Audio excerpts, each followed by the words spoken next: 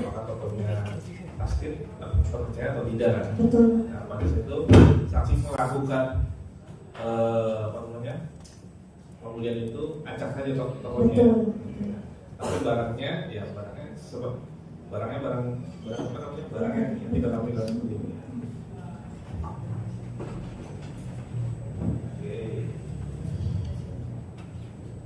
Tadi masalah kerugian ya, tadi sempat kesinggung masalahnya. Dari saudara sendiri nih, saudara atau saksi ini merasa dirugikan seperti apa? Pada saat BAP di depan penyidik, pada saat itu memang saya jelaskan saya tidak menggunakan produknya. Nah, sehingga pada saat ditanyakan apakah Anda mengalami kerugian, nah pada saat itu ya saya jawab tidak, karena saya tidak menggunakan. Jadi persepsi saya pada saat itu adalah kerugian pada badan saya. Tetapi kalau sebenarnya ditanyakan lebih lanjut tentang kerugian material, ya otomatis saya merasa dirugikan. Karena ya saya merasa ditipu. Yang seharusnya dibilang ada kandungan tomat putih, ternyata tidak ada kandungan tomat putih. DNA salmon, ternyata produknya sudah rusak, terkontaminasi. Dan produknya sudah dicabut izin edarnya. Dan seharusnya dilakukan penarikan dan tidak boleh beredar di masyarakat. Dan begitu juga dengan mystery stem cell, seharusnya sudah dilakukan penarikan juga oleh terdakwa Richard.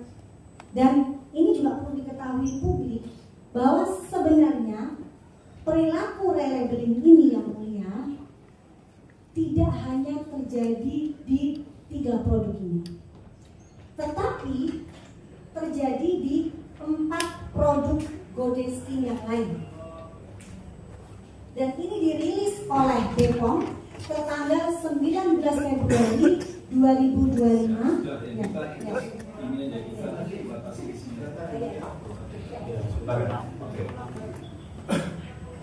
Ini majelis untuk tadi kan saksi ini kan tertarik oleh video TikTok ya.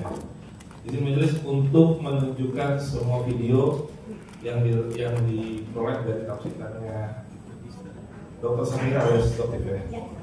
Ini majelis.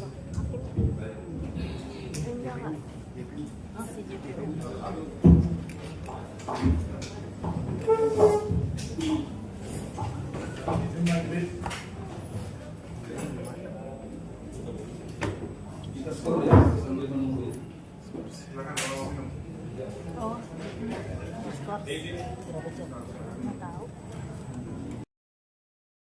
Yang kami hormati atas kesempatannya, terima kasih saksi Dr. Samira yang kami hormati. Tadi mohon izin ada pesan dari guru saya, boleh diperdengarkan ulang?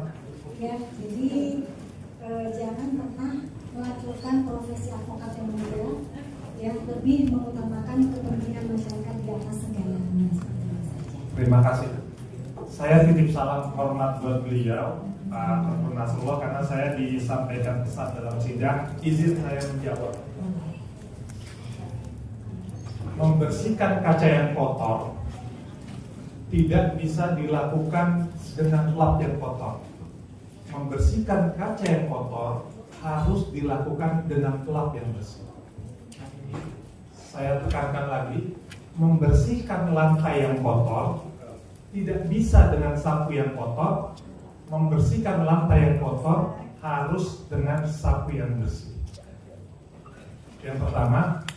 Selanjutnya yang kedua, untuk menegakkan hukum, untuk menegakkan kebenaran, untuk menegakkan keadilan, tidak bisa dengan cara yang salah. Tidak bisa dengan tambahan rekayasa dan tambahan kebohongan. Menegakkan hukum, menegakkan keadilan, menegakkan kebenaran harus dengan cara yang benar, niat yang bersih, kejujuran dan kebenaran. Salam hormat kembali untuk beliau. Terima kasih. Kami lanjutkan, mohon izin rekan jaksa JPW yang kami hormati. Tadi ada berapa materi iklan yang disampaikan tadi? Cukup banyak, saya mohon maaf tidak bisa menghitungnya. Ada berapa jumlahnya yang tadi ditampilkan? Boleh berkenan. Sekaligus kami mau menampilkan peraturan Boleh tadi jumlahnya yang tadi itu ada 1, 2, 3, ada 10 atau 20? Satu flash disk, minimal satu video tadi. Apakah sih ada yang berapa total video? Saya pun juga tadi juga kita sedikit lupa juga, tapi ada beberapa video tapi terdiri dari 3 flash disk. Minimal Baik. tadi satu flash disk, ada yang satu video. Oke, baik. Jadi kita katakanlah ada Beberapa video. ya ada beberapa video. Katakanlah satu flash disk ada 100 video. Kita ambil 300 video. Kami ingin menayangkan peraturan BPOM. Saya mau menyiapkan apa namanya? Mohon izin. Boleh disambungkan kabelnya.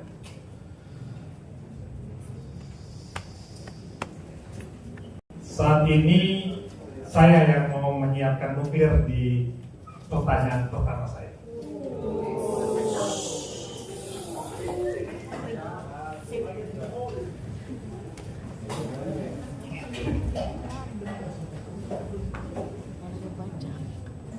Supaya nggak ngantuk ya majusin.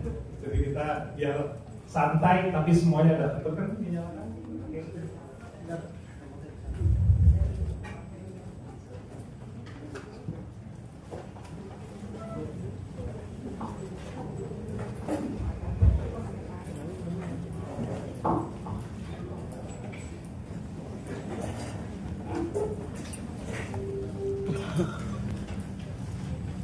Bisa? Oke. Mohon izin disambungkan. Oke, bisa.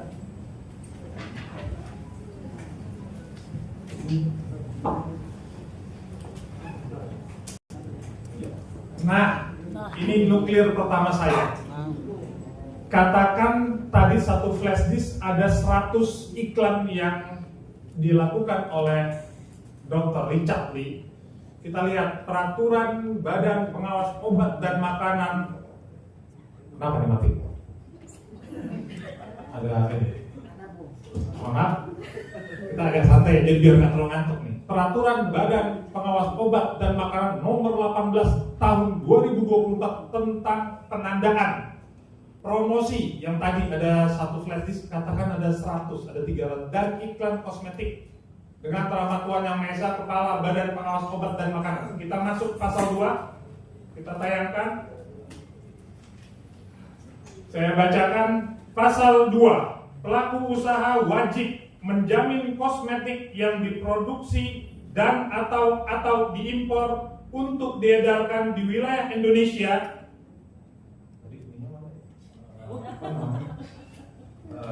Pointernya mana pointernya? Gitu. Jadi ada pointernya, saya lupa.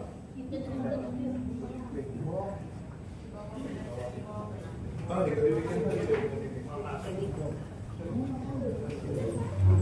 nah, ini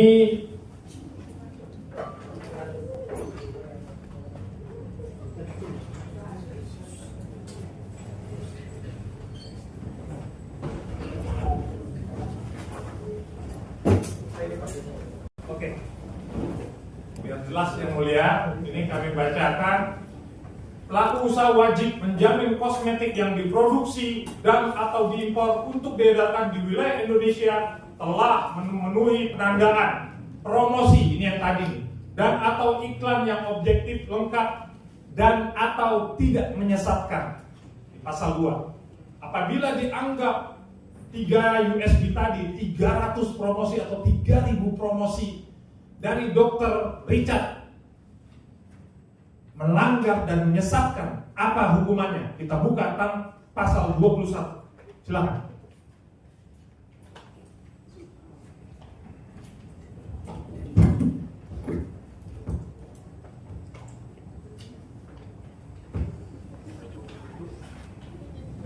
Pasal 21, sanksi administratif.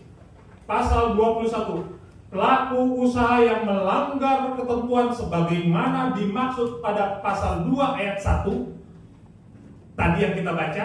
Jadi kalau seandainya promosinya 300 promosinya, 3000 promosinya, film 3000, 3 juta promosinya, dikenakan sanksi administratif berupa A. Peringatan tertulis, larangan mengedarkan kosmetik untuk sementara paling lama 1 tahun.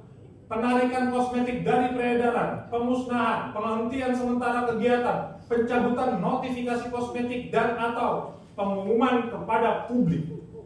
Perlu kita ketahui bersama bahwa semua ini, hukuman ini sudah dilakukan, sanksi administratif. Jadi oleh karenanya, apa yang dilakukan Dr. Richard ini apabila, maaf yang mulia majelis, dikatakan sebagai penyesatan, mohon maaf, saya tadi tidak menyela Anda. Saya tidak menyela Anda, saya persilahkan Anda mengungkap semuanya. Persilahkan kami untuk menuntaskan kami. Tidak ada satu kata pun ketika Anda bicara, saya persilahkan. Sekarang persilahkan saya untuk menuntaskan. Yang penting itu poin aja. Nah, poinnya adalah, mohon maaf, bahwa ini sudah dicabut, bahwa sudah ditarik. Jadi seharusnya kesalahan berkaitan dengan promosi tersebut sudah tuntas dengan sanksi administratif, tidak perlu masuk ke ranah pidana seperti yang terjadi saat ini. Pertanyaannya, apa dokter tahu sanksi administratif ini? Kan dokter sering menghubungi BPOM. Harusnya ini tidak masuk pidana, sudah selesai, barangnya sudah ditarik, sudah dicabut. Kenapa lagi dilaporkan pidana? Sepengetahuan saya, terdakwa Richard bukan cuma kali ini melakukan labeling, berulang-ulang dilakukan labeling, dan tidak ada tindakan tegas dari BPOM untuk melakukan tindak pidana seperti itu. Berarti bikin aturan sendiri, karena kalau tadi masalah penandaan juga hukumannya ditarik. Jadi semua permasalahannya ada di sini, hukumannya administratif ditarik, bukan disidangkan. Tetapi ada undang-undang perlindungan konsumen yang pada saat itu sempat kita bahas di rapat dengar pendapat. Dan jika memang ada penarikan dan pemusnahan, apakah ada tanda terima ke BPOM bahwa memang terdakwa Richard melakukan pemusnahan dan penarikan terhadap produk-produk relabeling yang sebenarnya banyak, ada sekitar 7 produk relabeling yang sudah dilakukan terhadap terdakwa Richard. Baik, saya tadi beliau mengungkapkan Undang-Undang Perlindungan Konsumen. Tolong dibuka Undang-Undang Perlindungan Konsumen pasal 1 ayat 2. Kita main undang-undang nih, saya tidak meng-create apa-apa. Kita main undang-undang, main peraturan, melakukan menegakkan keadilan dan kebenaran dengan cara yang benar. Pasal 1. Ini Undang-Undang Perlindungan Konsumen nomor 8 tahun 99. Ayat 2. Konsumen adalah setiap orang pemakai barang. Sekali lagi, konsumen adalah setiap orang pemakai barang dan atau jasa yang tersedia dalam masyarakat, baik untuk kepentingan diri sendiri, keluarga, orang lain maupun makhluk hidup lainnya, dan tidak untuk diperdagangkan. Ini nuklir saya kedua. Jadi dokter tadi sudah menyatakan tidak pernah memakai barang-barang tersebut. Jadi seluruh gugatan berkaitan dengan perlindungan konsumen detik ini, malam ini, semuanya gugur atas pernyataan dokter sendiri, karena dokter bukan konsumen dan tidak menggunakan pemakaian atau tidak memakai barang tersebut. Majelis. Ya, silakan pertanyaan aja. Ya. Pertanyaan saya ini sebenarnya saya sudah tahu pakai barang kan? Izin majelis sedikit. Mohon maaf. Saya dulu. Sekarang tadi ini yang bisa melaporkan konsumen itu hanya pemakai barang itu. Sekarang dokter memakai tidak. Izin majelis, kita akan menggunakan kuhap baru majelis. Kita tidak boleh memberikan kesimpulan atau Saya tidak kesimpulan, ini peraturan perundang-undangan. Izin majelis Saya untuk cuma mengarahkan membacakan. kepada pertanyaan saja majelis. Saya Ini nanya, kuhap. pakai enggak? Saya tanya pakai enggak? Ini saya bukan kesimpulan. Ini kita menjelaskan ada prosedur kuhap.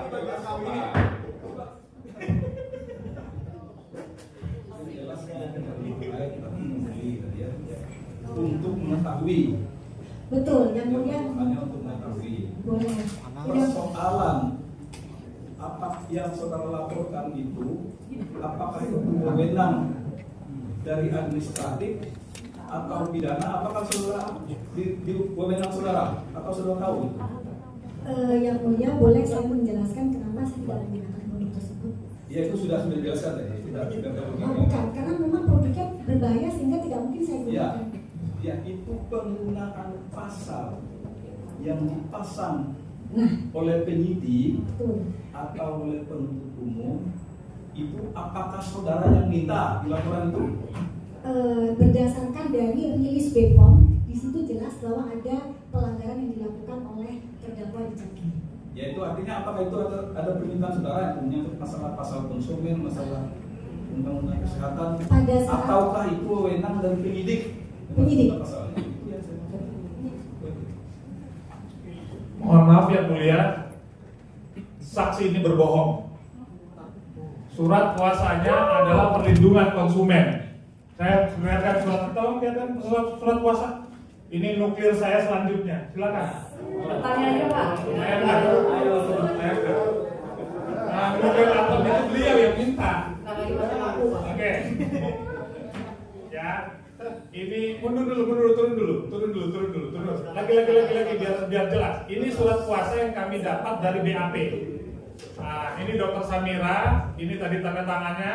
Nah, ini untuk memberikan bantuan hukum, mendampingi dan atau mewakili serta dalam hal tertentu di mana perlu dan sesuai dengan peraturan perundang-undangan bertindak untuk dan atas nama pemberi kuasa dalam kapasitas sebagai pelapor atau korban untuk membuat dan mengajukan laporan polisi LP dengan dugaan tindak pidana perlindungan konsumen sebagaimana dimaksud pada pasal 4. Jadi perintahnya perlindungan konsumen padahal bukan konsumen, ada kebohongan lagi yang dilakukan padahal baru. jadi begini, pada saat saya memberikan surat kuasa, seperti yang sudah saya ceritakan tadi, ya saya menceritakan kronologisnya ke lawyer, ya. Jadi selanjutnya membuat surat kuasa itu bukan saya tapi lawyer. Loh, ini kan tanda tangannya di sini. Loh betul, tapi kan saya Tanda tangannya pada kan saat harus tahu, ini kan tugas dari dokter. Ini majelis. Ya. Ini kan jelas tanda tangan tugasnya. Saksi sudah menjawab majelis gitu. Terdakwa ini, saksi ini memberikan kuasa kepada lawyernya gitu. Sehingga Ya, apa yang kuasanya disebut ini. Iya memang. Pertanyaannya seperti ini. Apakah saudara tahu ya Harus pasal 62 tahu. itu Harus apa tahu. gitu? Harus Hah? tahu. Itu pertanyaannya. Harus tahu. Jadi majelis, beliau ini menugaskan lawyernya. Saya lawyer, saya diperintah sama klien saya untuk melakukan sesuatu. Pasti saya memerintah. Dan di sini jelas-jelas memerintahkan untuk melakukan pelaporan terhadap undang-undang perlindungan konsumen yang jelas beliau bukan konsumen. pertanyaannya, Itu menurut Bapak. Iya. Silakan pertanyaan Pak. Ajukan pertanyaan aja Pak. Ya, ini saya kasih tahu kan, saya tadi bohong. Jangan kasih tahu. Saudara nggak boleh Loh, berstatement. gimana tangan ini? Tanda tangan beliau. Saya nggak ada fakta baru loh. Ini fakta yang beliau tanda tangani. suaranya biasa aja, bisa nggak santai? Lah, tadi kan saya udah santai. Ya bukan, saya harus tegas ini keadilan dan kebenaran. Majelis untuk ditengani bahwasanya itu kewenangan penyidik dalam memberikan pasal sangkaan. Saya masih banyak majelis, tapi ini saja sudah ada perbedaan, makanya. Ya, baik. Saya sekarang nadanya ini lagi majelis pen yang ngantuk majelis. Baik, terima kasih. Oke, pertanyaan pertama, giliran saya ingin memperlihatkan berita acara pemeriksaan saksi. Apakah betul saksi menandatangani secara sah, resmi, dan tidak ada paksaan berita acara tersebut? Terima kasih. Saudara pernah diperiksa di penyidik, Iya betul. pernah di berita acara, Betul. betul kan? Tanda tangan, Tanda tangan. Arab. Tanda tangan Pak betul. Malah di setiap tempat dikirim tanda tangan. Ini yang asli. Terima kasih sudah menonton video ini. Jangan lupa subscribe dan aktifkan lonceng notifikasi supaya kamu nggak ketinggalan video terbaru dari Grid.